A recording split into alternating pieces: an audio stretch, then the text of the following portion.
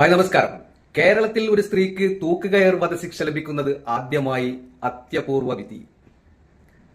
ആഭരണത്തിനായി വയോധികയെ ശാന്തകുമാരി കൊലപ്പെടുത്തി മച്ചിലൊളിപ്പിച്ച കേസിലെ കോടതി വിധി അത്യപൂർവം. കേരളത്തിൽ ആദ്യമായി ഒരു സ്ത്രീക്ക് വധശിക്ഷ ലഭിക്കുന്ന കേസാണിത്. അമ്മയ്ക്കും മകനും വധശിക്ഷ ലഭിക്കുന്ന കേസ് എന്ന അപൂർവതയുമുണ്ട്. ഇന്ന് ഉച്ചയോടെ നെയ്യാറ്റിൻകര അഡീഷണൽ സെഷൻസ് കോടതി ജഡ്ജി എം ബഷീറാണ് സുപ്രധാന വിധി പറഞ്ഞത്.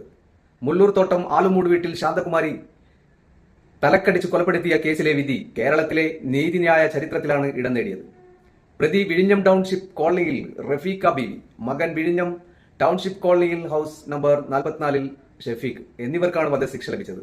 കേസിലെ രണ്ടാം പ്രതിയായ പാലക്കാട് പട്ടാമ്പി വിളയൂർ വള്ളിക്കുന്നത്ത് വീട്ടിൽ അൽ അമീൻ എന്നയാൾക്കും വധശിക്ഷ ലഭിച്ചിട്ടുണ്ട്. കേസിൽ 3 പ്രതികളും കുറ്റക്കാരാണെന്ന് നെയ്യാറ്റിൻകര അഡീഷണൽ ജില്ലാ ജഡ്ജി എം ബഷീർ നേരത്തെ കണ്ടെത്തിയിരുന്നു. 2022 ജനുവരി 14 കേസിനാസ്പദമായ സംഭവം നടന്നത്.